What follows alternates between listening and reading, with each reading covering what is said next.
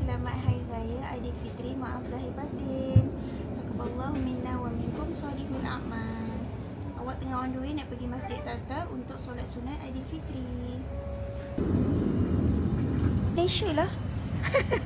Jumpa kat Malaysia. Selamat Hari Raya, maaf zahir dan batin. Taqabbalallahu minna wa minkum solihul a'mal. Sama je dialog. You copy my dialogue. Allahu Akbar, Allahu Akbar, Allahu Akbar, La ilaha illallah, Allahu Akbar, Allahu Akbar, walillahil hamd. Matur ham her bir Müslüman için